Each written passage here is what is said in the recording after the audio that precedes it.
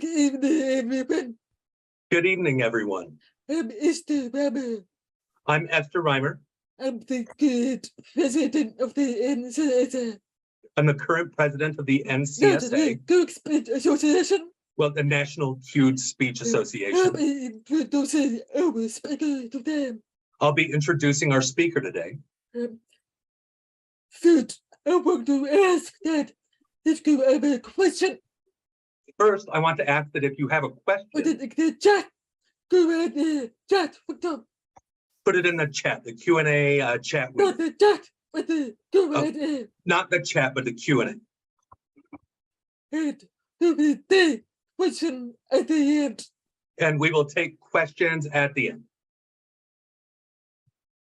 We had a question in email about the connect CEOs.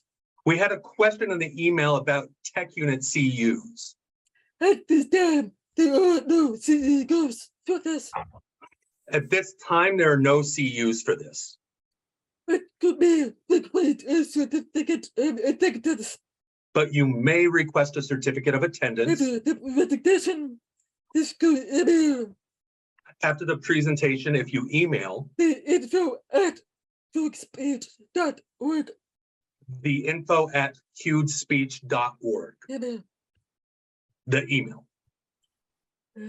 Fourth, go to NCSA webinars. For future NCSA webinars, Just go on to get a CEO.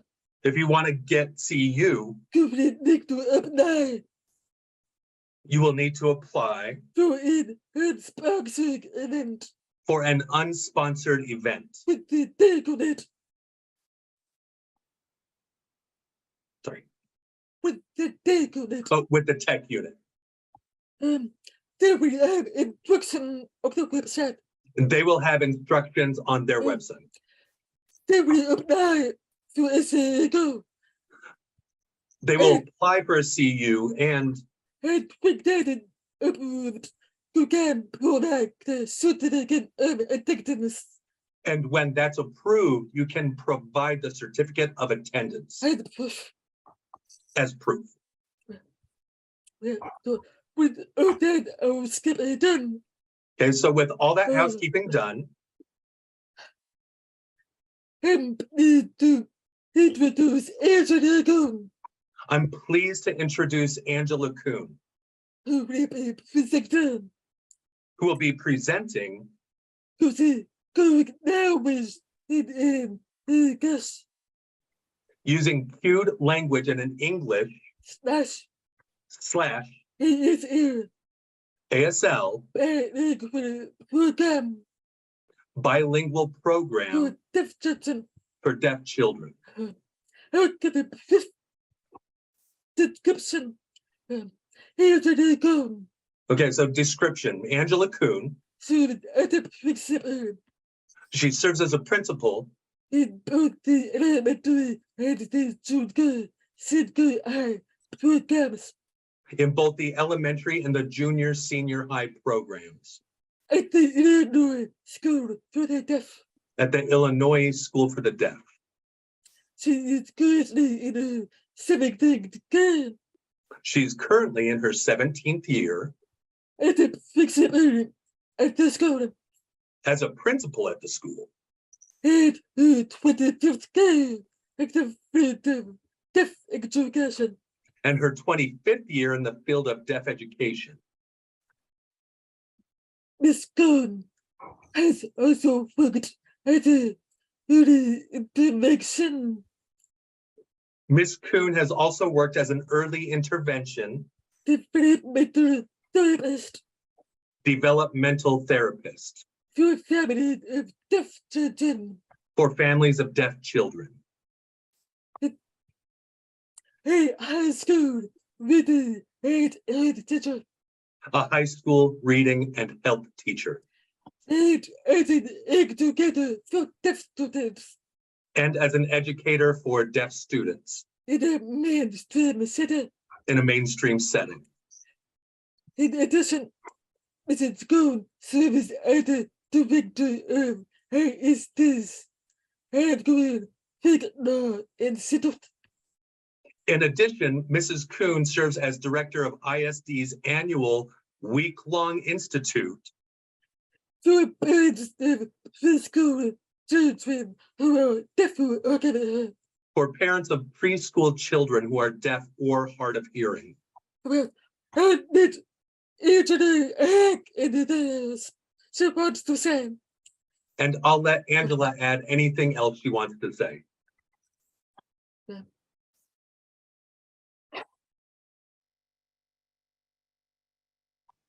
Hello, everybody. I'm really happy to be here tonight. So I'm going to first try to share my screen from my other account that I have signed in. And we're all going to hope for technology gods to be looking down upon us tonight.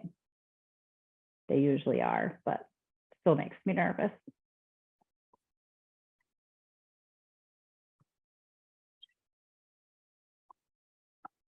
Okay, there we go. Okay, so I am, as Esther said, Angela Kuhn. I am the principal at the Illinois School for the Deaf. I work now in both our elementary and our junior senior high program.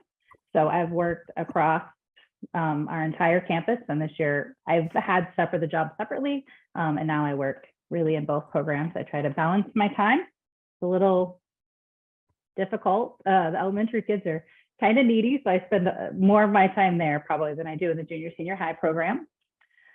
I graduated from McMurray College in 1998, so I have my bachelor's degree in deaf education.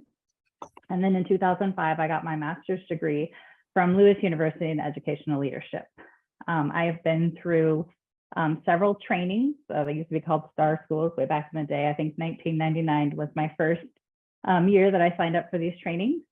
And I have done the entire program. And then there was a program offered at Gallaudet University for a week for administrators. And I also went to that institute as well. So I have lots of specific training with regard to how, I can't see myself anymore, so that's a little bit awkward. Lots of specific training with how deaf kids should be educated in a deaf and hard of hearing in a bilingual program. I have had beginner, intermediate, and advanced cued speech training, but as far as my preferred modes of communication go with deaf and hard of hearing students, I still gravitate very much towards using ASL, American Sign Language. I have been an educator and an administrator, and I've served as the QSign Incorporated Vice President now for many, many years. I don't know how long. As Esther also said, I'm in my 17th year as a school principal, so I've done that for a really long time now. I was an educator for about 7 years in a variety of settings before that, but I became an administrator at a really young age. So I've been doing that longer than I've probably been in the classroom. So most of the knowledge that we talk about today, I have most of these things have happened as I've been an administrator, not in the classroom. So I'll talk a lot about how much it's been important that we've had teachers who were really on board and led the way with the changes that we've made at ISD over the years. These are my people at home. So I have 5 kids. I'm going to make a really concerted effort tonight to speak slowly. I have plenty of time, so I can be a fast presenter. So I'm trying really hard to not be too fast for our interpreters and our CLTs. So these are my people at home. My husband is profoundly deaf. He graduated from the Illinois School for the Deaf. He primarily uses American Sign Language. He only really uses American Sign Language to communicate. And then our son here on the far left of the screen, he was adopted from Russia at age 2. He's profoundly deaf. He's bilaterally implanted. He does have additional disabilities, including an intellectual disability, cerebral palsy, and then his deafness. So he's pretty involved, but he's a really good time. The other 4 are biological children, and they all are hearing, and they can be a good time, but aren't always, because our life is real, probably like any of yours out there if you have children. So those are my people. At home, specifically with my son, he primarily is an auditory oral. language user. His CP does impact his ability to formulate spoken English, signs, and cueing, but receptively, he's really able to understand any of the three modalities. He primarily relies on spoken English, but we can sign or cue to him when his implants or his devices are not on for whatever reason, and he can understand within the limits of his capacity for language, either language or either modality just fine. So he does all things, and we do all things in our home, which is why I talk about my people. So as you know, I work at the Illinois School for the Deaf. Residential schools for the deaf are traditionally very deaf-centered, a lot of deaf culture happening in these environments. And so we do have an ASL English bilingual program. And so when we talk about an ASL English bilingual program, we're really talking about additive bilingualism. We adhere to the principles of this concept. The aim is to develop social and academic proficiencies in both ASL and English.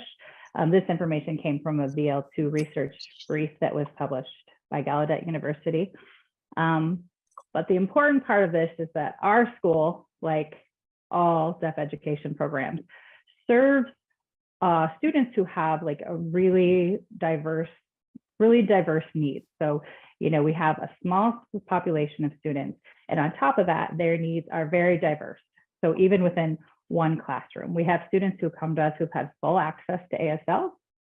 So American Sign Language is their primary language, but they maybe have little or no access to English. We have students who have partial access to English only, and maybe that's been through some limited audition that they've had with their devices, or what any residual hearing that they have in their home, but they don't have full access to English, so that impacts their learning and their language development, obviously. We could have students who have had simultaneous access to both ASL and English, which of course we believe is the ideal student, and that happens so really very rarely, specifically when you're talking about students who are coming into our program at age 3. And then we have some students who have limited or no access to either language. And if you work in the field of deaf education, as an interpreter, as an educator, as an administrator, if you're a parent, these things are true no matter where you go. And it's really hard for any program to effectively meet the need of all of the students that we get. Sometimes at ISD, we'll have a student come in who only uses spoken English and audition for communication, and we have to teach them sign language. So we set aside time for that. Same for Cued American English. If they come into our program and we feel like we're going to use Cued American English with them in our program, we will set aside time for them to be able to acquire that system. At the very young ages, that's not necessary. But it is just a really wide range of students that we have to educate. And so that's a lot of needs to put together and be able to meet all of their needs effectively with modes of communication involved. So that's true for everyone out there. So I want you to just know that we understand that. There hasn't been an obstacle we haven't encountered.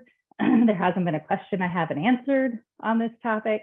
You probably can't give me a scenario, or I won't say, oh, I've experienced that before. So we all are serving a really diverse and unique group of students, which makes our job challenging. Some of the ASL English instructional strategies that are promoted are just things that I use in this presentation as examples of how American Sign Language and Cued American English can work together in bilingual programming. And so this first example is called chaining. And I just use this as a quick example if you were teaching the students the word tornado.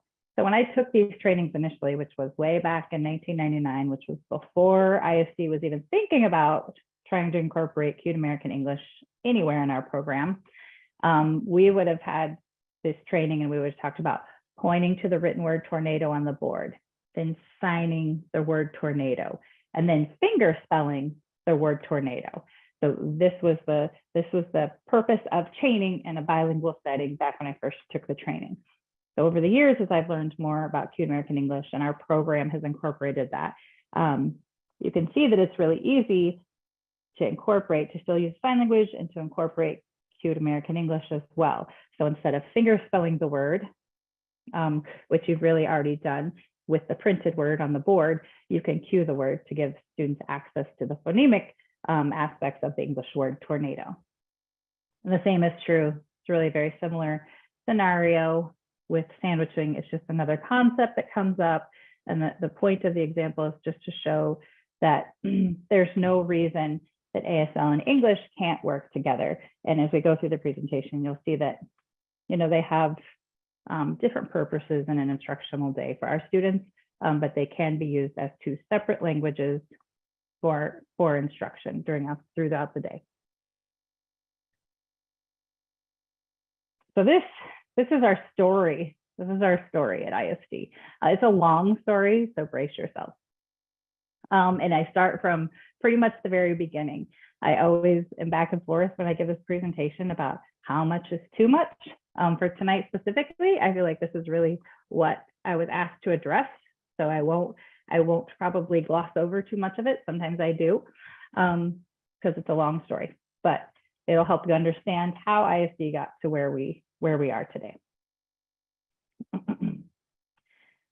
So way back in the 2007-2008 school year, so that's been quite a long time ago now, we had consultation with Dr. Beverly Trezek. She served as a reading consultant for us at ISD for many years.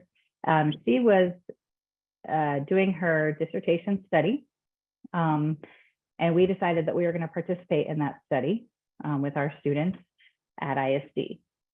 So this research study centered around using visual phonics and direct instruction for reading with deaf students. So when we started our journey, we started with visual phonics. At that time, all of our educational staff were trained in the use of visual phonics. So all of our teachers, and we were trained to use this as a tool for teaching phonics during reading instruction only. And we did this in conjunction with very specific direct instruction. This is the SRA McGraw-Hill. I have it on a slide in a minute. It's their reading program. So our educators were trained very specifically to use the DI curriculum with visual phonics for reading instruction only. The use of direct instruction at that time, that curricula was used only with our students in grades kindergarten through 5th grade.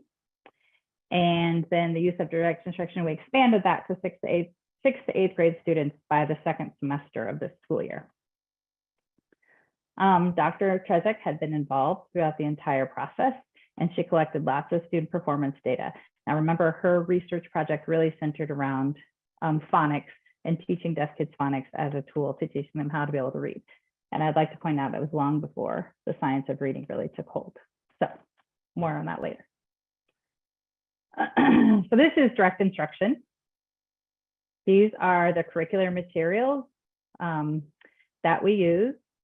Now we have expanded. So these over here on the right are just the reading program. So at the time, 2007, 2008, that's all we were using was the reading program on the left. Sorry, did I say that right? And then here towards the right are the language programs that now we currently use in our program. And then here is the math program that we also use. So these are scripted curricula, which at first, if you're a teacher, at first our teachers were really hesitant about being asked to use a scripted curriculum.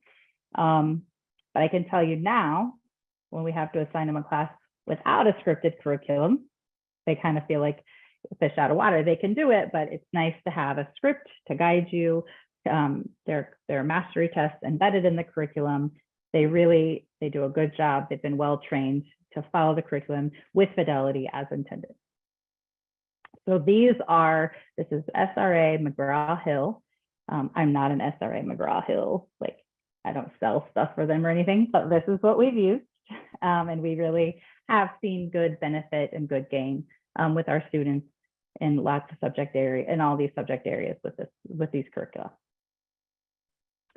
So we moved to the 2008-2009 school year. We continue just doing the same thing as we had the previous school year. And then we decided to expand the use of this reading curriculum to our high school program. So it started in elementary, we expanded to the junior high, and then the next school year, we also expanded it to our high school. We continued to support the teachers. Dr. Trezek continued to come on campus. She worked with us for 10 years, so she was an integral part of this process along the way. She did training, she did classroom observations, she gave feedback and consultation, she shared data that was collected. Our reading coordinator at that time, she became certified as a visual phonics instructor, So then she could help support our teachers even more with the use of visual phonics in their classroom. We revised our reading curricula so that it showed that we were using direct instruction as our primary source for reading instruction. Then in the summer of 2009, we got a different reading specialist. The one that we had before, she retired. And our new reading specialist read this book that was written by Dr. Trezek. It was called Reading and Deafness, Theory, Research, and Practice. And after she read the book, she had all the questions about why Dr. Trezek asked us to use visual phonics instead of cued American English, because the book kind of makes a really strong case for why cued American English is the better option.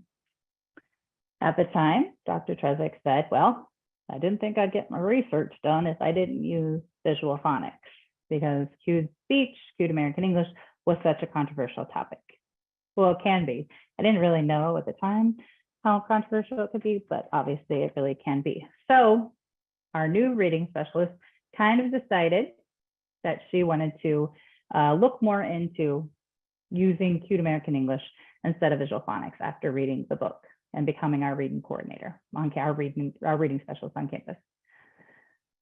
So in 2009 and 2010, we kept going.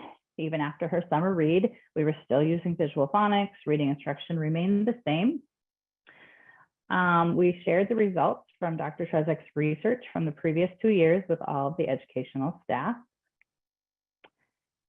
Dr. Trezek continued to provide workshops and direct instruction language curricula for the educators who taught language. So we started to tinker with the idea of bringing in the language curricula as well. So we were only at reading, but we wanted to look at the language curricula.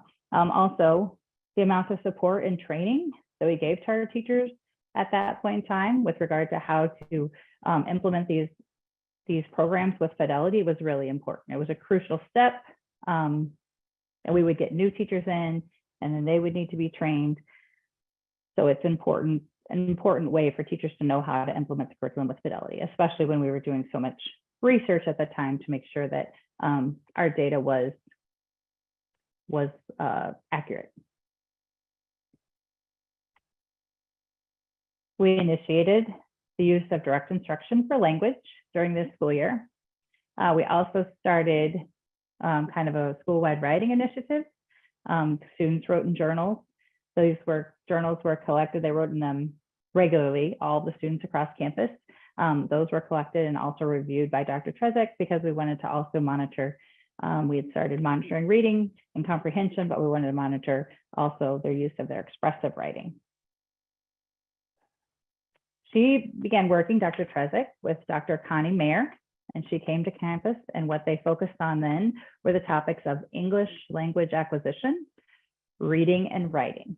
So these were the topics that these two professors came to our campus to help us really evaluate what we were doing and how that was going with our students. Whoop, shoot fire. Okay. The students were making progress. So what we saw was the students were making really good progress in phonics and reading, but they were still concerned. Reading comprehension, that was still not really going anywhere, even if they were understanding phonics and being able to read words, comprehension was still not there. And this was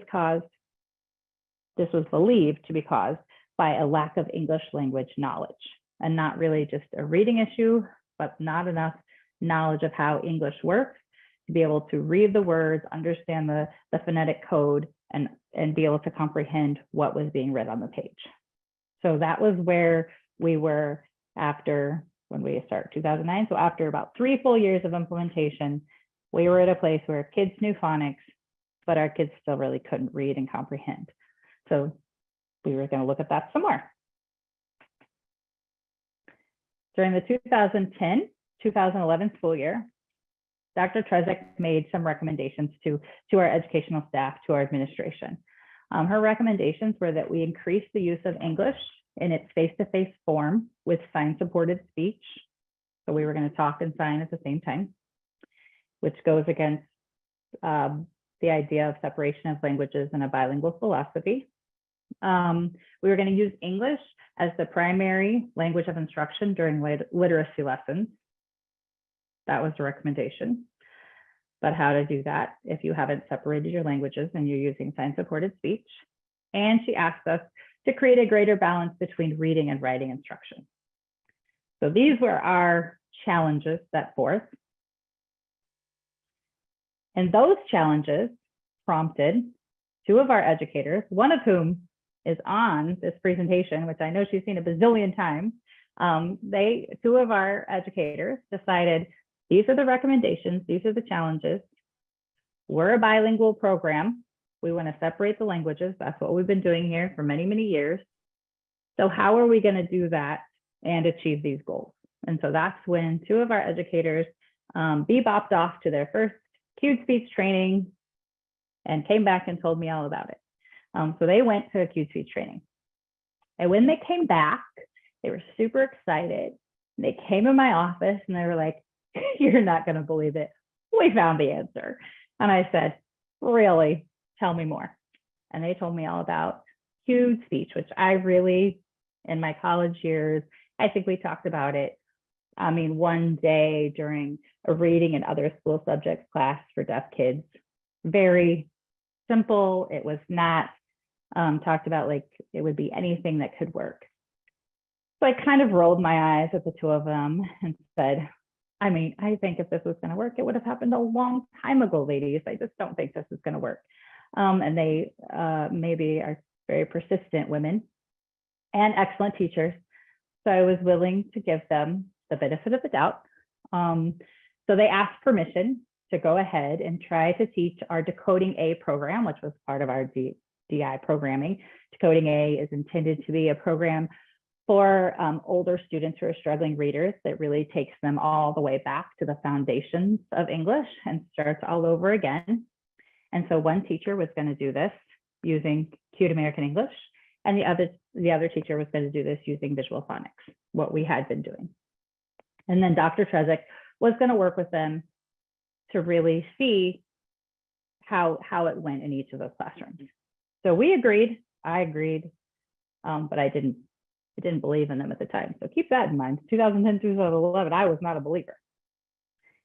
At the end of that little, wasn't a formal study per se, but it was pretty well monitored, pretty balanced classes. What was observed was that the cued speech group did outperform the Visual Phonics group in some areas, including generalization, the ability to chunk and segment and blend sounds, retention of irregular pronunciations, the ability to receptively receive the cues, and also the cued speech group did have more opportunities for repetition and practice using cued speech. So after their little trial, it seemed like cued speech perhaps was going to work better for what our goals were than Visual Phonics. So we decided we were going to talk to our educators about this and our school community. And we provided everyone with a little comparison chart of the two modalities for presenting English. So Visual Phonics is an instructional tool. It can be used to supplement speech or speech reading. If you know, it has 44 different hand shapes, so a significant number. And it does provide information about articulatory features of individual phonemes. So like is a so it's trying to give you clues when you use these hand signals about how you would articulate the information. So today, there are still some students that specifically our speech language pathologists, when working with articulation, may use a visual phonics with a student to help them understand how to articulate the sounds. But that's not really what we were trying to get at for reading instruction. Visual phonics only provides sublexical and lexical representations of English, and the use of spoken or signed English is required to convey semantic and syntactic information. So you only use cued speech really at the word level, the phoneme level, the word level, maybe the short sentence level, but then it gets awkward and is difficult to understand. Cued speech, on the other hand, if you know about this, which I assume many of you here do, is a communication system. It can be used in conjunction with spoken language, either voiced or unvoiced. There's no requirement to use your voice when you're cueing, just mouth movements. There are only 8 distinct hand shapes and 4 placements near the mouth, so it's less cumbersome than Visual Phonics was. It only requires one system to represent sublexical, lexical, semantic, and syntactic information. It visually represents a language at a conversational rate. So what we could do with cued speech as compared to what we can do with Visual Phonics, cued speech really met our goal of giving the students more natural access to English and not just word, or one short phrase. We could really give them full, unfiltered access to everything we were saying in English at a conversational rate. So that was a huge benefit, especially given the 3 challenges that were set before us from Dr. Trezek. So we presented this information to all of our friends at ISD. And then the fun really started, my friends, because it was not well received. And I make no bones about that. But we were ready to stay the course, and we were ready to see what we could do. So by the 2011-2012 school year, we started a pilot project with some of our more experienced high school reading and language educators to use cued speech as a tool for phonics instruction during reading and language classes. We started in the high school, which probably doesn't make a whole lot of sense since high school age children are typically not as educable as young children are, but that's where we had educators who were willing and motivated to make this happen. So we did start a pilot project in our high school program. All of our educators attended a full day workshop to learn the system for cued speech back during that school year. So even if they weren't going to use it in the classroom, we wanted everyone to have the information so they understood, knowledge is power. So the more knowledge we provided, the better chance we had of helping people understand why we were making this move and how this could really benefit our students. Dr. Trezek continued to meet regularly with the educators in the cued speech pilot program to help facilitate discussions about its use in the classrooms. So they would have team meetings to talk about how it was going. In the spring, information and reflections about the cued speech pilot from the educators and the students who were involved were shared. We presented that to other educational staff. And remember, again, we were sharing information. The reason being, people were really uneasy about the steps we were taking. And it was really kind of a threatening idea at a school for the deaf. So we were really trying to share lots of information with people. And, we very consciously documented all of this along the way so that we would know exactly which steps we had taken. We had all this information. We thought it over. We had seen good results with the pilot project. So we decided that we were going to go forward with expanding our use of cued speech in our reading and language classes at all grade levels. So this was how we closed out our 2011-2012 school year.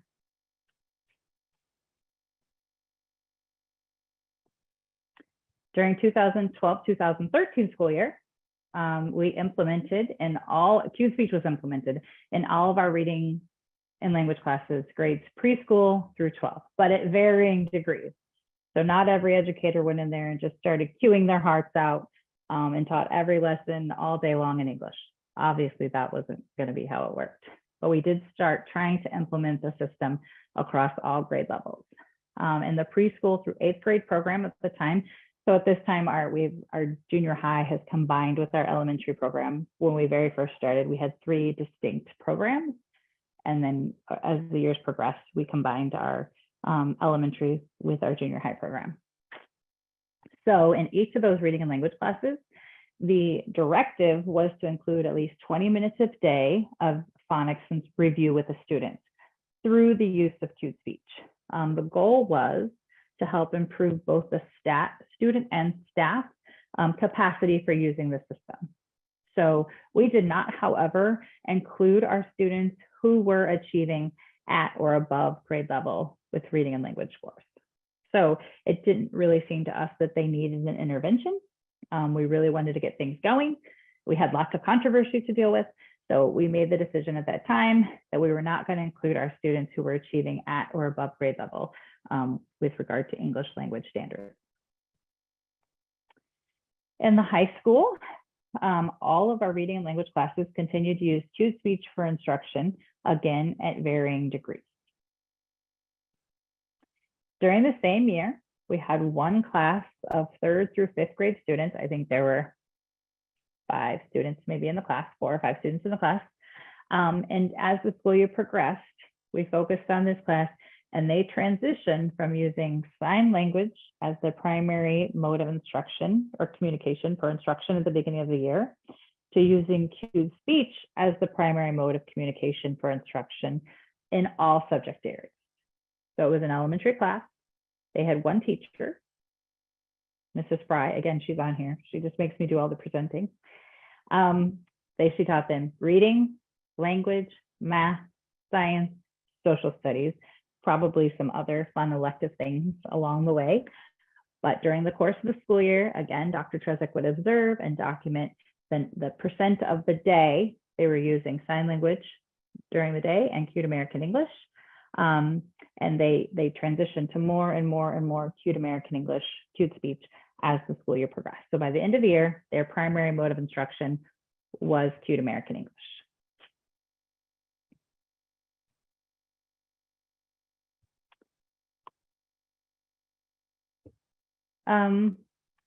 So during the 2013-2014 school year, this is now I've transferred. I started off, maybe I didn't mention this.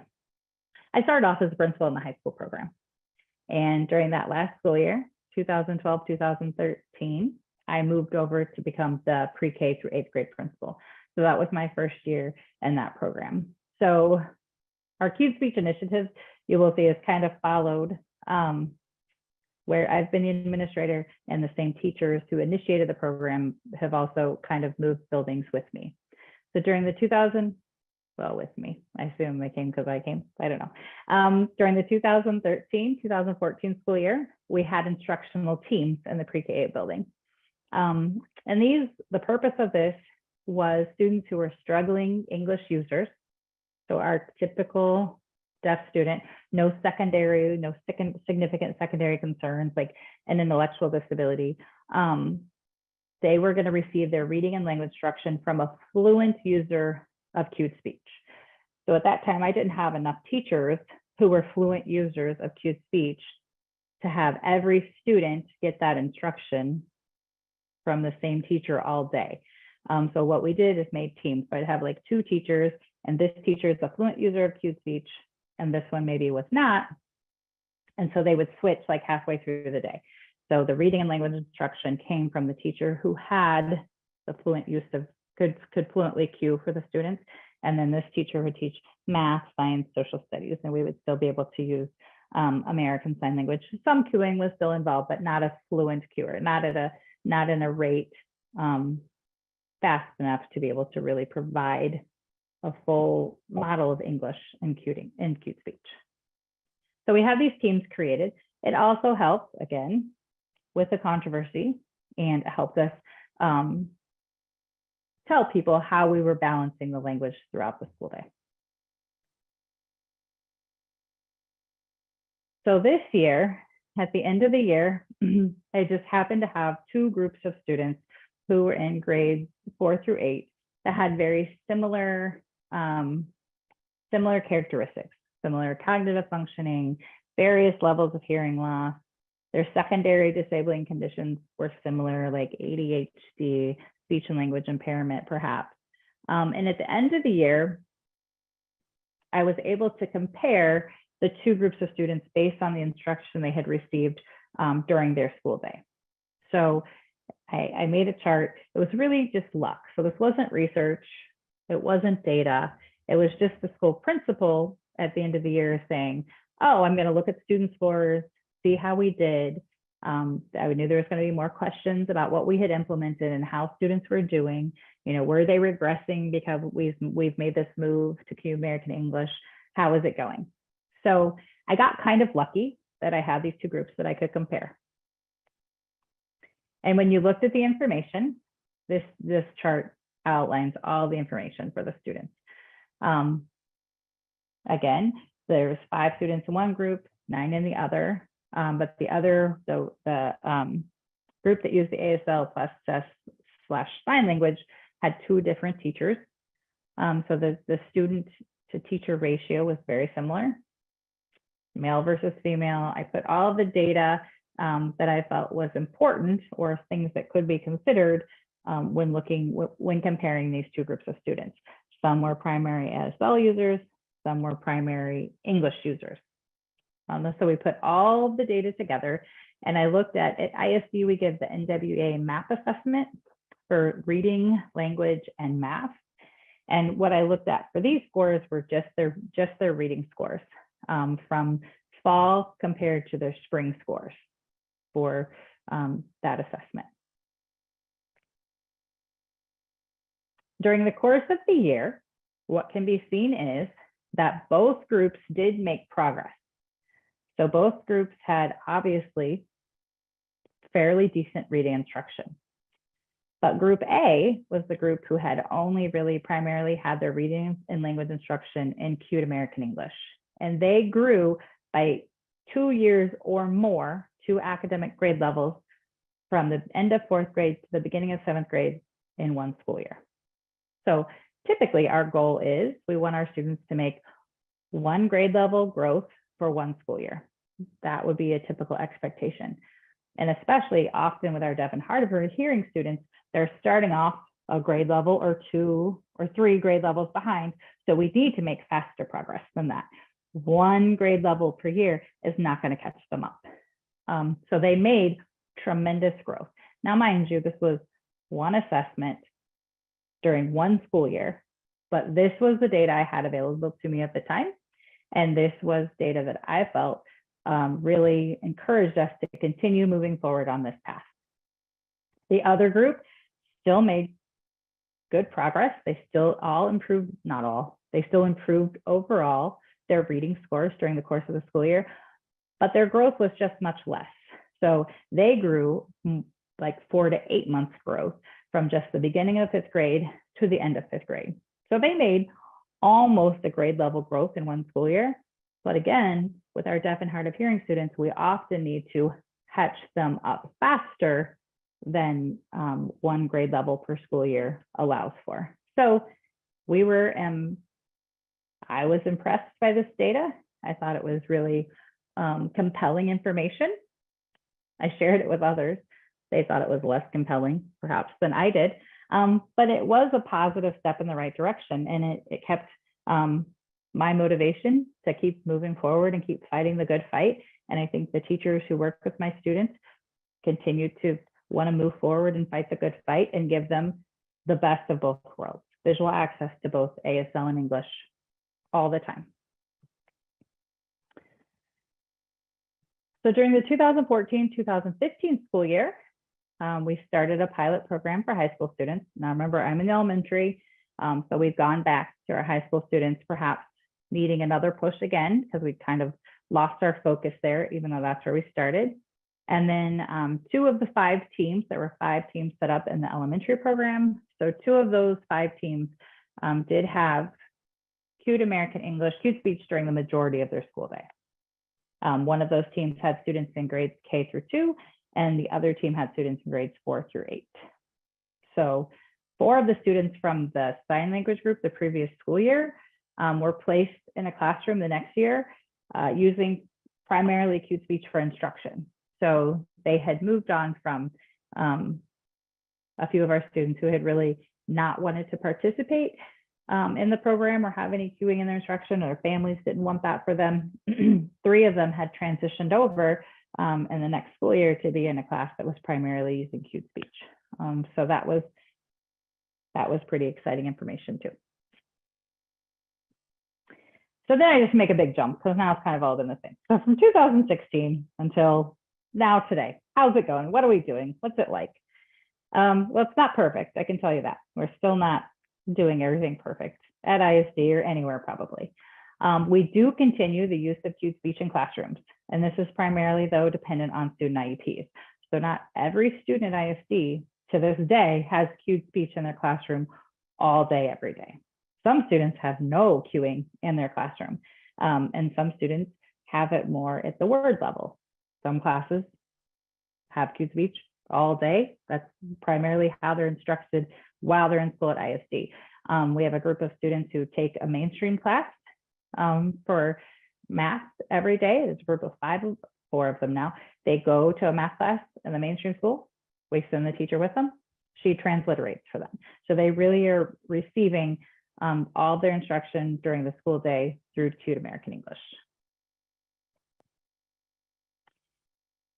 Most rarely used right now in our elementary program, which now covers grades preschool through 6, because we kicked the 7th and 8th graders out and said, you can go join the high school people.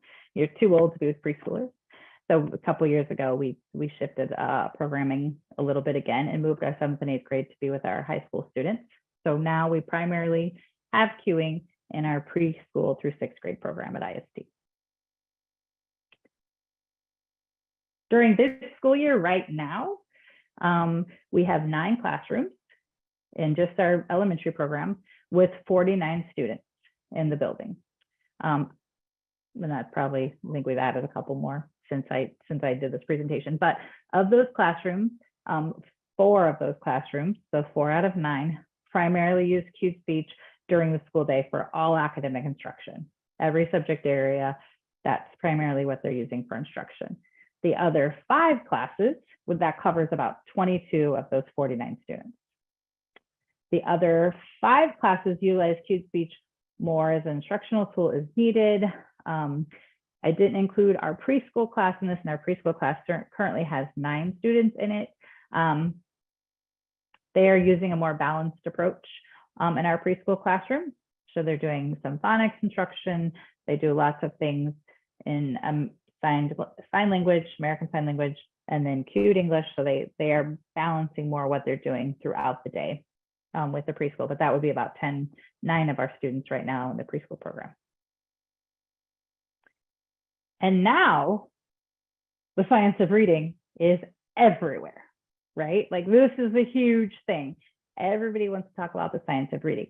So since this has become such a big deal at ISD, we're like, we've been talking about this since 2007. We knew phonics was important, but the reason it struck us was because traditionally in programs for deaf students, we have ignored phonics and that portion of learning how to read and said like, well, that doesn't work for our kids. Like they can't learn to read that way. But what we know is English is English is English, and we can't change how you're supposed to learn English.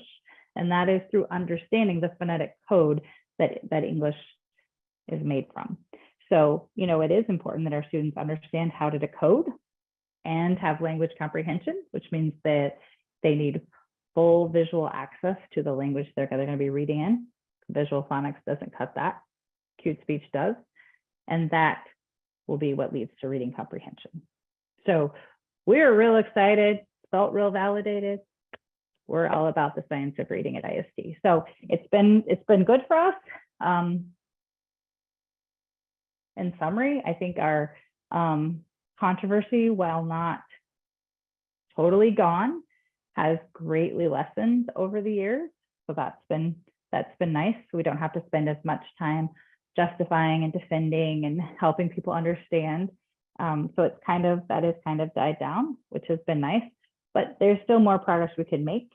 And we are still careful to be sure that every time we present or talk about things, we also emphasize, which you'll see here in a little bit, that our students are also still learning American Sign Language, and cultural deafness is also a big part of what our program is doing at ISD as well. So it's all important, but this is what I'm here to present today. And we do really value Kuhn American English as far as its value in the educational and the academic progress that our students are making. So that was a long story. And I'm not done with my presentation. I just wanted you to know my story. Do you want me to take a minute to answer any questions, or we can go right ahead into, I have some videos of our students queuing and signing in classrooms. Does anyone have a preference? Just let me glance at the chat and the questions. Angela, this is Rachel. There's 14 questions. So I don't know if you want to answer a few, then show a few videos, then answer a few more. Okay. I can't see any questions in the Q&A box though. My questions is that, so I can only see questions that are in the chat. So is that where I'm looking? So Suhad let me read. Yeah, let me read some of the questions for you. Sure, perfect. We'll do a couple. Right, we'll do a couple. One participant asked, out of curiosity, were there any children that had deaf parents that used cute speech? I'm going to stop sharing my screen for a second. I'm going to share from my other computer. Any deaf parents? So later in our progress, we had a student who came to us in ISD, but this has just been maybe 4 years ago or so.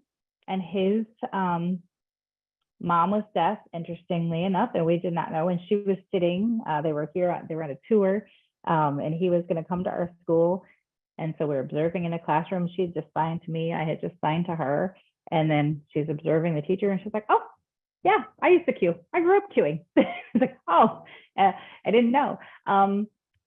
So that's the only one I can think where we had a deaf parent who was a queuer.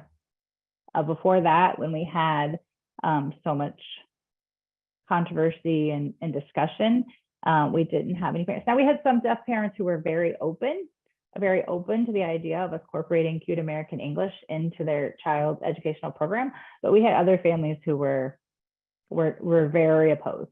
And sometimes we made accommodations for that student when we could.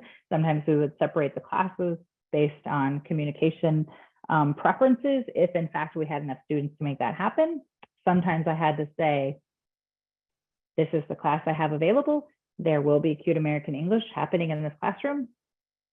Take it or leave it, kind of. But we had to be real conscientious about, for example, if we had a student come in and their parent said, listen, I don't want my kid to see any of that American Sign Language stuff, not my kid. I would say, well, that's not what we do here. So if he's going to be a part of our school, this is going to be a part of what educates him or her and what they see every day. So the same is true for Kuhn American English. We had to be careful not to let one parent try to dictate how a classroom would be instructed because of their personal desires for their child. So, it's a lot of balance, a lot of educating, a lot of talking to people. Mostly the fear, I think, comes from just not understanding, not enough knowledge. Like I said, it's gotten better. And we've had some deaf families who were totally on board and some deaf families who were totally not on board. Some who are lukewarm. We have hearing families who are lukewarm about it. We've had hearing families come in and say, no, I have never heard of this. You don't know what you're doing. So we've had to convince a lot of people over the years. As we go forward too, I have some more data that I can share that's pretty significant. One more question we can read. Was Kuhn speech successful with those whose primary mode of communication was ASL and did not have speech reading skills? Yes, our data has shown, especially now, of course, same with everything that we do. The younger we start, the better outcomes we've seen. So, but that would be true of anything. But we most definitely have had students who were primary ASL users who we have been able to use Cute American English with, and they have shown really good outcomes. And again, I have some data, some charts in upcoming slides that will kind of clarify that a little bit more. We'll do one more question. Okay. The difference between ASL and Cute Speech group needs to be measured at the same time frame. ASL 6 to 8 months, whereas Cute Speech was 24 months. Can you come up with a measurement that provides equal time frame, then see the difference and significance? Okay, so it was an equal time frame. So that was from August until May for both groups. That was the length of instruction. So the 24 to 28 months was how many months they grew from an academic perspective. So they went from, like, I forget what that thing said, but beginning 4th grade level to an in 7th grade level, maybe. That was how much growth they showed on that one assessment. But both groups, A and B, received instruction for the same amount of time. It was one school year. So August, they took the test in August, and they took the test again in May. And then the other group grew, improved their scores by about 4 to 8 months. So that was the difference. But they did receive, the comparison was the same amount of instruction.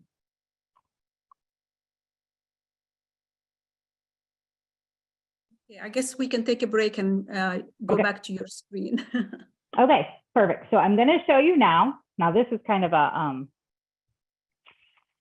it's a long series of videos, so I might skip through some. It's 8 o'clock, well, here in Illinois where I am. So I have about 30 minutes left. So I don't know if we'll watch, I think altogether it's like almost 20 minutes of video. So I'll try to skip through a little bit.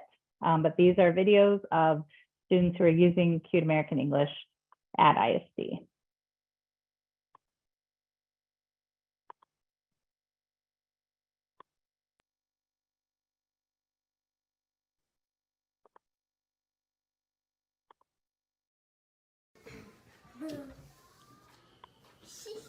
A, B, C, D, E, F, C, H, I, J, K, L, M, N, B, Q,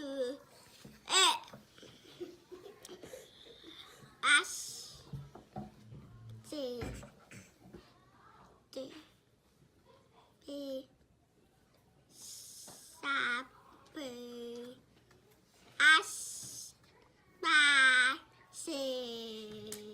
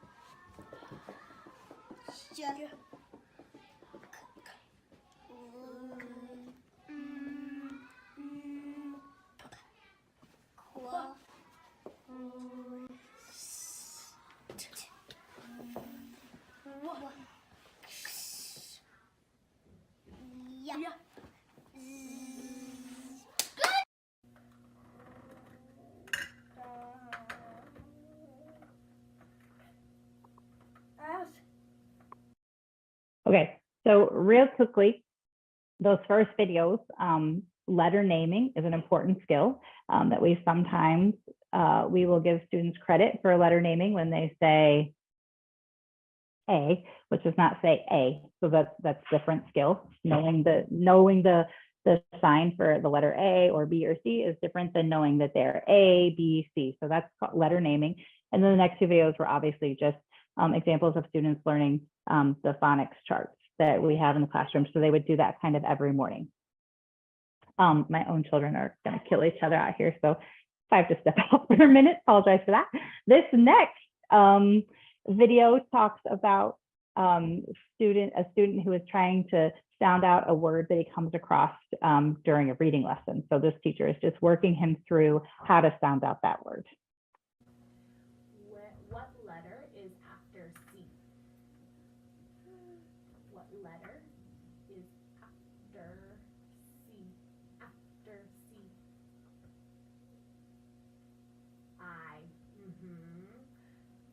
I sounds like what? Uh-huh.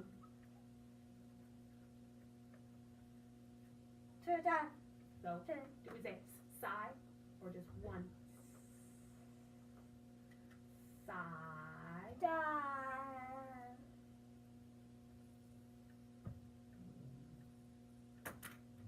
Angela, can you hover over there so the captions show up better? Yeah, thank you.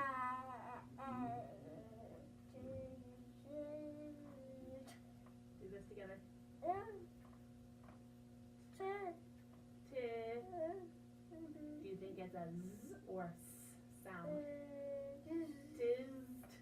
Tizzed. Does that sound right? So what else can you try? What? Okay, do it again.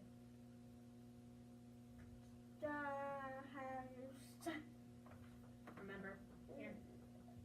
Tist. Yes.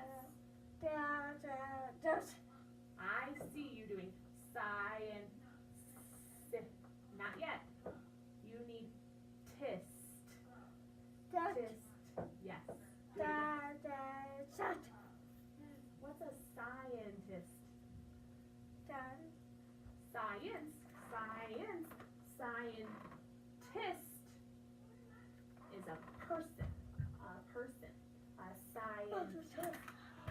A person who studies something related to science. Whoa. I'm good. Okay, ready? Hey, here's a new sound. So it's a quick sound. So shh. No. Like chat. Like chip. Yeah, chicken. Chicken. Yeah, can you think of other words that start with ch? I heard chat, chip, I know. chicken, Chick. chick, like a baby chick. Aww. Chicken. Oh, a chipmunk. The animal. A chipmunk. Animal. It kind of. It looks like a squirrel. Yeah. Chipmunk. Oh, right. Remember you? Yeah, got the toy. And red and blue. The movie, the red and blue. Did you have the Alvin? Alvin and Chipmunk. It's Alvin and the Chipmunks. Hey, I got that movie. It's a movie. I have it. Mhm. And The Chipmunks.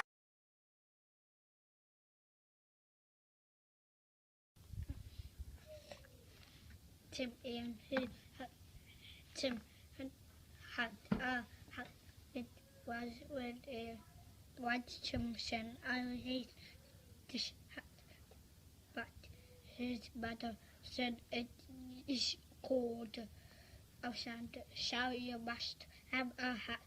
When Tim was outside, he said, I wear Texas hat and had it. So he did. He found an old tree with a hole in it. He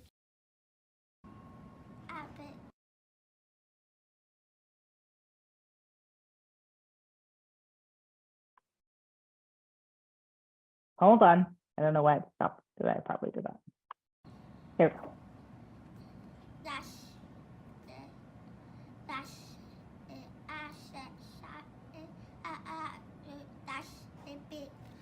What's you let me be?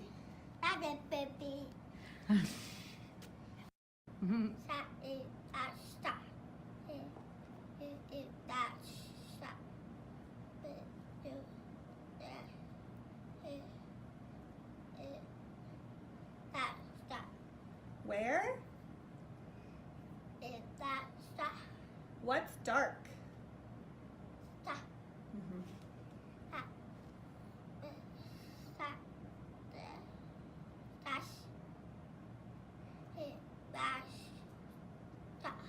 Will he eat in the dark?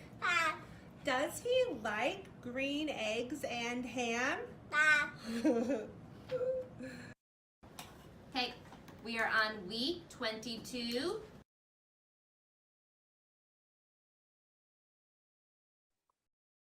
So those were all examples for reading. That one was, the first one was a kindergarten reading class. They were using our DI scripted curriculum. It's called RMSK. The next one was the student reading from one of our, it was probably like a first grade level text, I guess, and he cued the entire thing. He is an example of a student who came to us with sign language as his primary mode of communication. He came at age 4, maybe almost 5, and then was implanted right around age 5.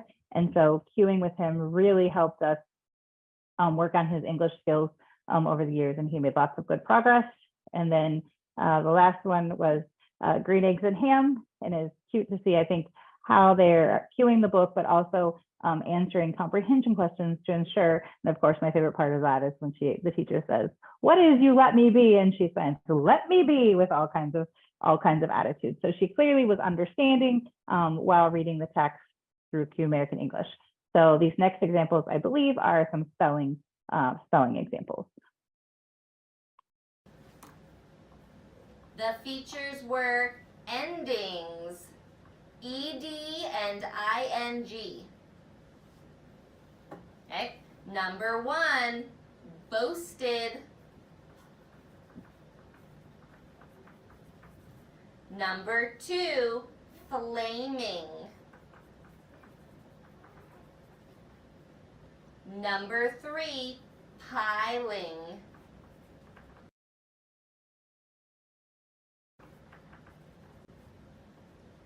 Number 4, swimming.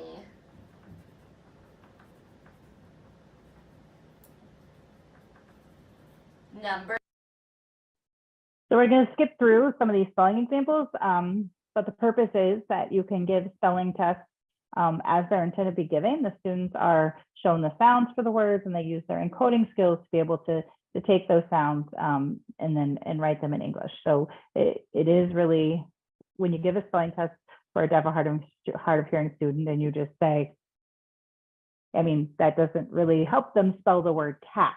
So it's good to see that, you know, spelling can be taught as intended, and spelling tests can be given with fidelity. This next example we're going to skip. It's another spelling example. We will jump to just a couple math examples. So this is the same idea as letter naming, number naming.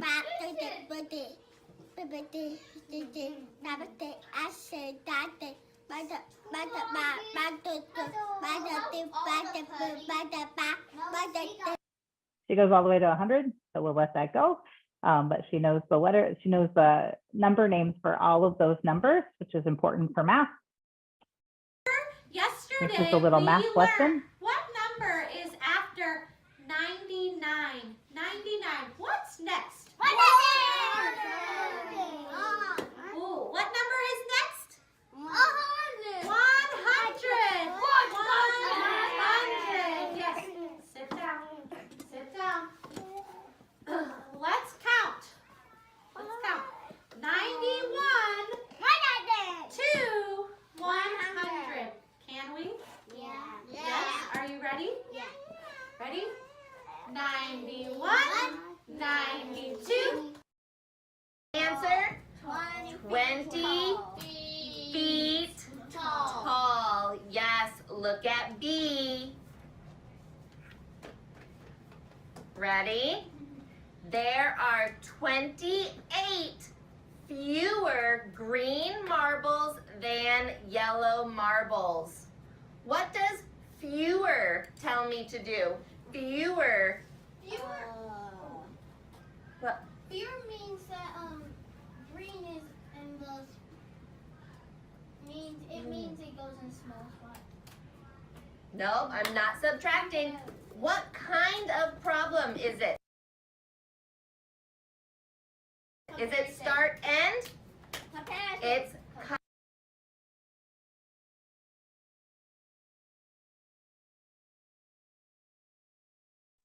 You're on mute, Angela. that makes for an awkward presentation, doesn't it? Can't understand me. So I guess your guys' lip reading skills are not that good. I was going to go ahead and stop the videos because they go kind of long, but my goal, is for everyone to see how it can look in a program where, in most of those videos, the primary mode of instruction was cued American English, but you still saw that sign language was used to support comprehension. Students, we don't have very many students who cue expressively. Many of them will either primarily use spoken English with each other, or they'll still use sign language. Teachers will require expressive cueing for students when they need to know that they know the English word, or if they feel that that student needs to use expressive cueing as part of their, to help their educational trajectory. So it's really very dependent on each individual student. Some do cue expressively, some do not. But I wanted everyone to just get a little bit of feel for what that looks like. So now, going to very smoothly, I'm sure, switch back to sharing my other screen. Angela, while you do that, some people in the Q&A were wanting you to clarify who exactly was in group A. Oh, perfect. And who was in group B. Like, group A was 100% cued American English, and then group B was American Sign Language with written or print English. Can you explain? Yes, primarily they were instructed using American Sign Language and or sign supported speech throughout their day, but most of their English instruction came through English print only. Group A was primarily instructed with cued American English.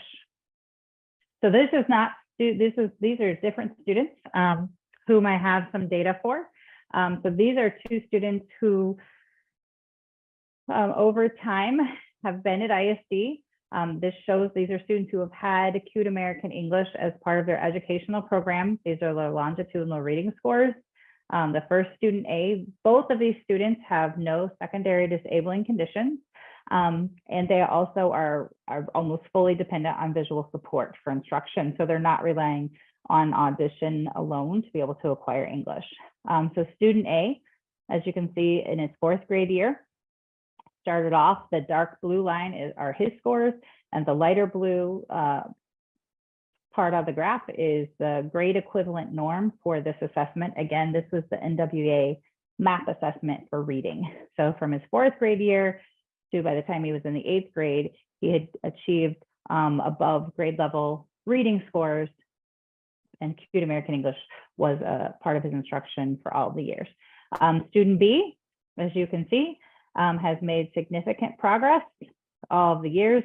The yellow lines on there indicate the year that we had COVID. ISD did remote instruction from March of 2020 until April of 2021. So those test scores, that 8th grade year was only a spring test score, and that was after a whole year of remote instruction, which obviously was not ideal for anyone. But again, student B is in his 9th grade year, he achieved above grade level norm. By his 10th grade year, he was just a bit below the norm that was expected for his grade level. So he's done very well.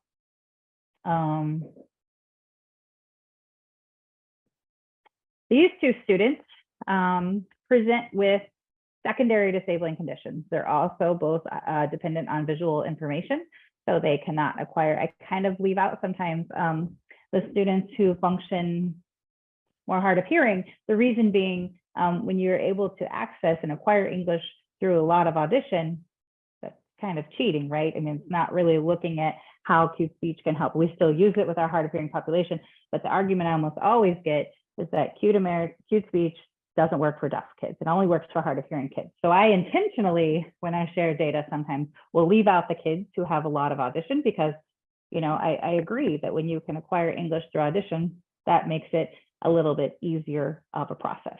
So these two students do have secondary disabling conditions, but also are both very dependent. I skipped some students, not these two.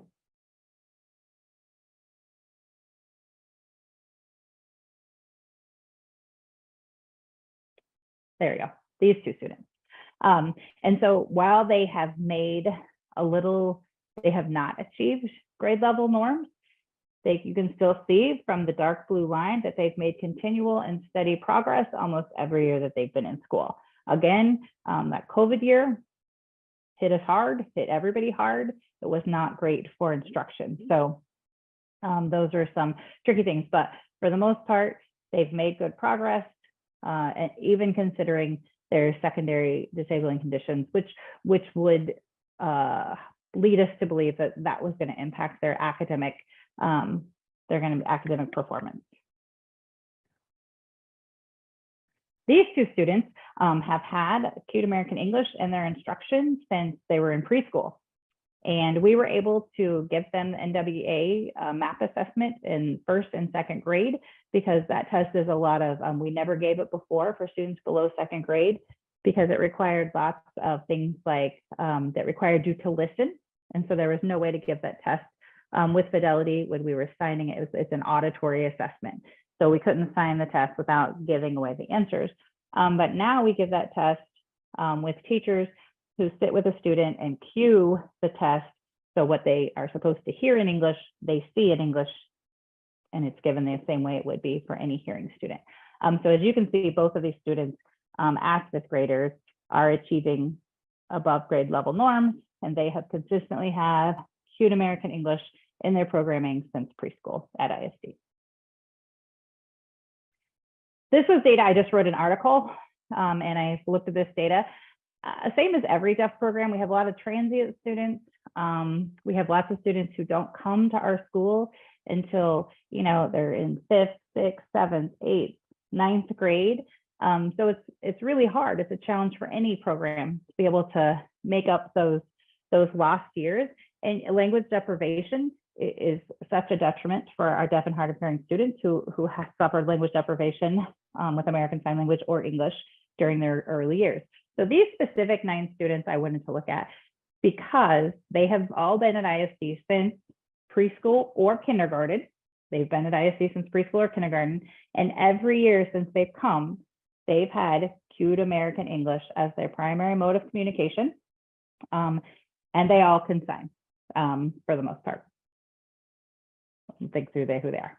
Yes, with the exception of one who's primarily, he's not as comfortable with signing, but they represent a really wide range of students with regard to their communication access and how they prefer to communicate and how they access information. So these 9 students are currently 5th graders in our program, and they have been here every year since, like I said, preschool or kindergarten, and have acute American English. And many of them, as you can see, are achieving at or above their grade level norms, which is the solid black line. So if their bar is on or above that line, they achieved at grade level norms on their most recent standardized testing. So I also looked at their scores for language, same 9 students. This is their language data. Now, this is a language assessment that does not assess their written language skills. And last but not least, I did throw in their math data. So as you can see, now this is a very, looks like a very sharp difference. But when you look at the grade level equivalents, those students who are achieving significantly below that line are achieving about a grade or a grade and a half below their expected grade level. So, they're doing well. I think what this tells us too at ISD is we've had a really strong focus on reading and language, and probably we need to look at our math programming for our students. It's probably time for us to put a little more energy into that. This is a writing example from a 5th grade student. She just wrote this year. This was an unedited, no input from the teacher. She was given a writing prompt, and this is what she wrote. I'll try to read it out. I don't know how I run out of time for every presentation, but I always do. Hello, Mrs. Fry. What's small, yellow, and funny? The minions will look funny, cool, and one character will include you. We'll tell you the reasons why you should choose us. So their writing prompt was to convince their classroom teacher what they should dress up like for Halloween this year. We'll look hilarious. We could slay the outfit. Also, we could be tiny and impress ourselves. Finally, we could be a chit chatter by saying, banana. Why the movie is an amazing choice. The Minions could teach us a lesson about working together. The movie is heartwarming. They are so cute and they supported each other. It would make the world a better place. Mrs. Fry as Gru, you could be our boss, like ordering us around. Also, you could call us minions. We could make you bananas. Not to make you crazy, it's food. So you see, that's why you should choose us as your minions. Yeah, I know, right? Our idea is cool. So very typical writing sample from a 5th grade student. And this was, and again, unedited, this was her first draft of this writing.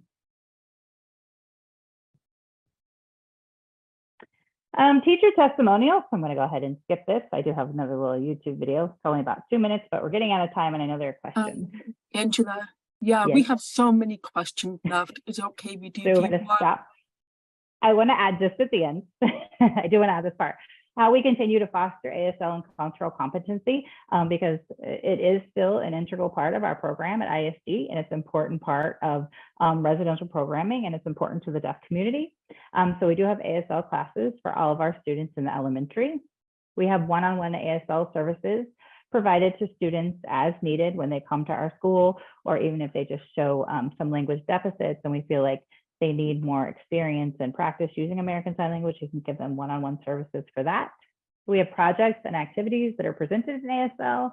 We have an annual ASL festival every year in April. We have deaf presenters, cultural presentations as often as possible. We have an ASL coordinator and he sets up most of that for us at the school. We do offer community sign classes and we offer now classes. COVID has brought us to a place where we offer classes via Zoom, so we reach more of our families across the state. Prior to COVID, we only did community classes in Jacksonville, where we are located, so we didn't reach as many families. And all of our educators are required to receive the advanced level or higher on the SLPI assessment when they're hired. So I do think that's an important part to note, because the entire presentation really is about cute speech, but I always want people to understand that we still recognize deafness and want kids to be well-rounded, our students to be really well-rounded deaf individuals. We have had some barriers, there's limited time in the school day, so it's hard to fit everything in every school. And some misconceptions, so lots of people just not understanding seeing the whole picture and what we're doing. This is just a fun project the kids made. You can look at it, and with that, I will stop and you can ask me questions. I'm ready. Okay, thank you so much, Angela. We have a question here about how much queuing for communication do you see among students outside of classwork? Do you notice any code switching? So outside of the classroom, I don't see students communicate with each other very frequently in Kuhn American English. They almost all communicate with each other either via sign language or spoken English. Okay. Another question, what support does ISD offer parents with cute speech? Are there any summer programs, camps, courses for students and or parents to support cute speech development? I'm sure an ASL camp exists, and you did mention that already. Yes, so we offer ASL classes, and we also offer, and we're getting ready to start soon, actually, both a beginner level and an intermediate level cute speech class for our parents, families, community members. So we have 2 teachers who are also certified cute speech trainers, which is really lucky for us. And so we are able to offer that to family, community members, other staff who have never taken the training before. Is there another part to that question? Yep. Okay.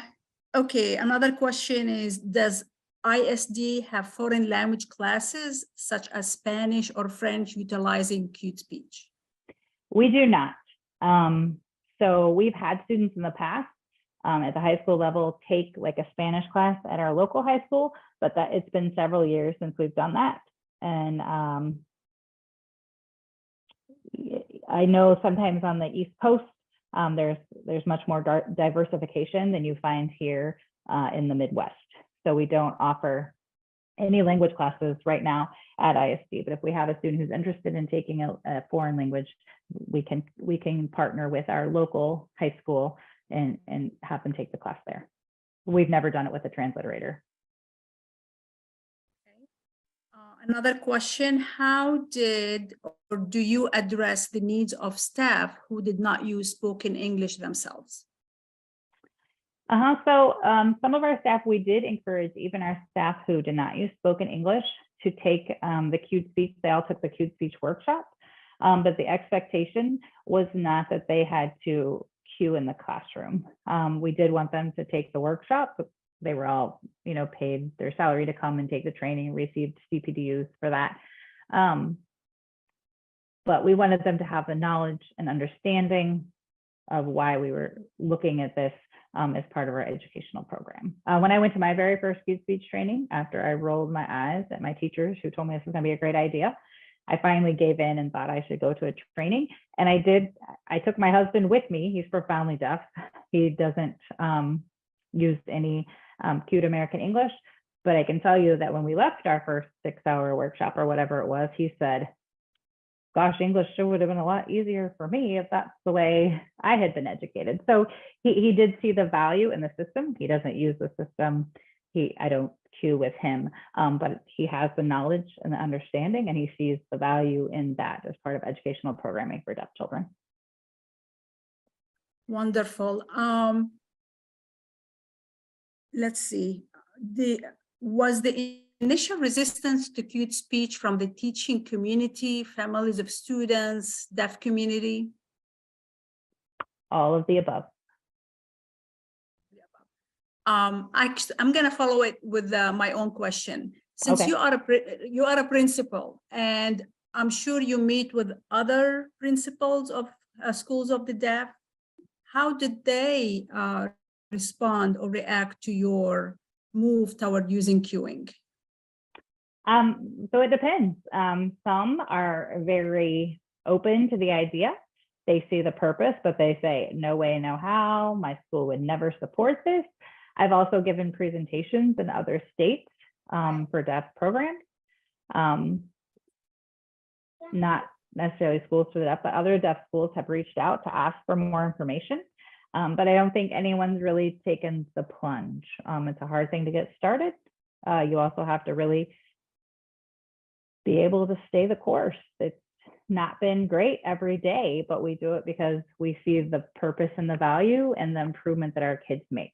And again, it's just so many misconceptions about what's happening on our campus. And the reality is we have just added to the programming that we provided. We haven't taken away anything. We've just added to the program.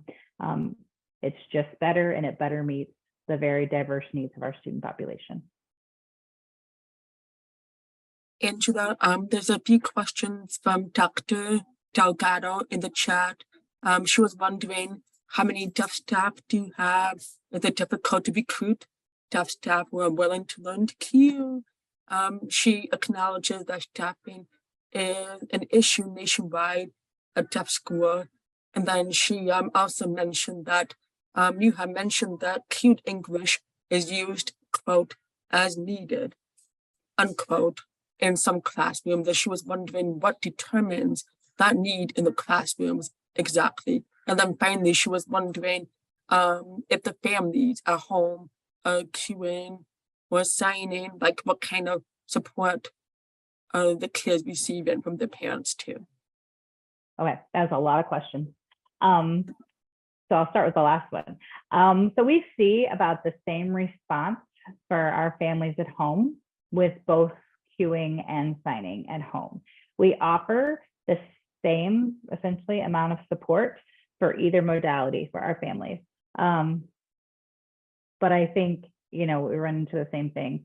I assume most deaf programs run into, which is, some families are really motivated and really get going and take those steps and always provide visual access for their children, specifically in hearing families. And other families sometimes will do the trainings, have good intentions, never really follow through, like only the mom learns to sign or only the brother and sister learn to sign. And we've seen the same is true for acute speech. Now, our most recent acute speech workshop that we've advertised, I think we have over like 20 people who are signed up for those 2 levels of classes. So we are hopeful. Our ASL coordinator, he has lots of families that he connects with on a weekly basis and works on developing their science skills. And some of them have done that for many years now since COVID, because it's so convenient to do that with him over Zoom. What was the first part of the question? Sorry. Yeah, so the other question was how many deaf staff do you have, and how can you recruit deaf staff and get them interested in learning how to cue? It has been hard, and like you said, that's been a challenge everywhere. We have right now in my elementary program, we have 0 deaf educators. I have my office coordinator is deaf. I have a teacher's aide in my building who is deaf. And we have our ASL coordinator who comes and provides services to our students in the elementary program, but his office, he's housed in the high school. Our school psychologist is deaf. In the high school, we have 3 educators who are deaf, I think. So it's not very many, it's not a high percentage. We also have a very low percentage of African-American, Hispanic, any diversity. We have a lot of white women doing the jobs and teaching the kids. So our diversity for both hearing loss, deafness, and racial diversity does not reflect well upon the student population that we serve.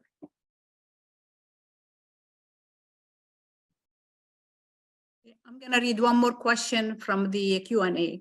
Do science, social studies, and classes that do not focus on teaching to read, are they taught in ASL or only in acute speech? Depends on the class. Some classes are still taught with acute American English for science and social studies. Some do not. Some only use it maybe for specific vocabulary words that come up. And so all those decisions, people always want me to say, well, how do you decide? Well, I'm a really strong proponent for special education. And what that means is our instruction is individualized. So I can't say that every student will have the exact same path, but I don't think it's fair to say that, because what student A needs might be very different than what student B needs. And you also have to consider their family background, what they're wanting for them, what their secondary disabilities may or may not be, what their long-term goals are when they get older and they're in high school, like what are we working for, what's their transition plan look like. And so we often get asked, like, well, how do you decide? What's your policy for that? Well, I don't have a policy. My policy is that I sit in each individualized IEP meeting and I decide an individualized plan for that student. And to the best of our ability, we meet those needs. Now, again, there are times where I have to say, I just can't make this work. And it's usually just a numbers issue, a staffing issue, something like that. But it's an individualized approach. But there are classes for science and social studies that are taught only in acute American English, and there are classes for science and social studies and math that are taught only with sign language. And so what determined the need for cueing, like you mentioned earlier? Well, that would be based on, it'd be an IEP team decision. So we would look at obviously where the student is and what our goals are and how can we best achieve those goals. If I have we recently had a parent whose daughter, she really was not happy with having any goals in her IEP that specifically measured her progress in English. That's not what she wanted for her daughter. So during that meeting, I said, well, the team said, so she's going to have some instruction that happens in acute American English, but we are happy to write these goals and how we're going to measure her progress based only on American Sign Language. And mom was fine with that. She said, yeah, that's a good plan. I agree. I understand that cueing is a part of your program and this is what's going to be. I want her measured though by this standard. And so that's what we did. So So it's a team decision, and we work with the families. Now, sometimes I will say to a family, I really think this is important. Sometimes a teacher will say, we really think this is important. We really want her to have cute American English as part of her day, him or her. And we'll try to convince them. Or we'll say, on occasion, we said, this is not going well. They don't really seem to understand what we're getting at with cueing. The English isn't coming. We need to go just American Sign Language and develop these skills and get language set and see what we can make happen there. And it depends on many things. The age of the student comes to us, their background, their behavior. I mean, I have some students I can't keep in a classroom for the day. So it's so many factors involved. Again, I go back every time to like, it's very individualized. No, I know we're almost out of time, but maybe we can squeeze in one more question. Okay. This is from the Ohio Department of Education. She's wondering if you could share how the MAP assessment was given and, you know, whether the results were scored via the computer.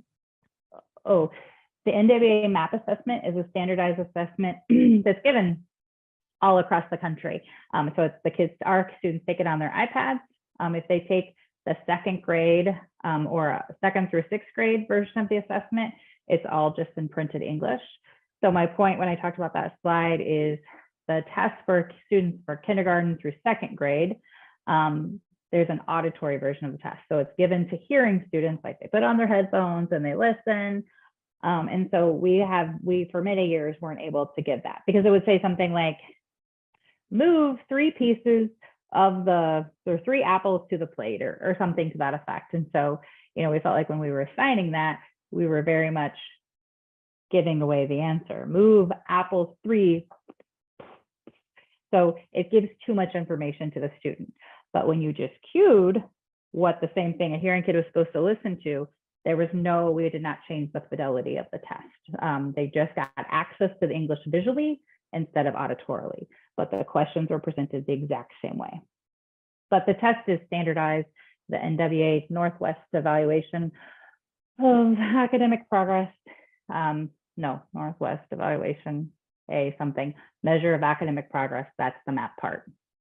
And it's given across the country and it's on a computer, it's a standardized test. So those grade equivalent norms come from NWA, their data.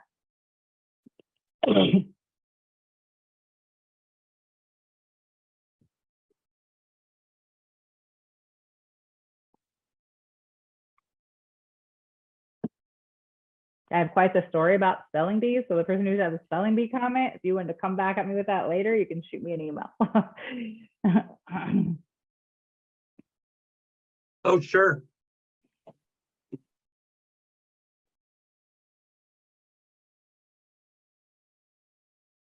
Okay, so we're coming up on the end of the night. That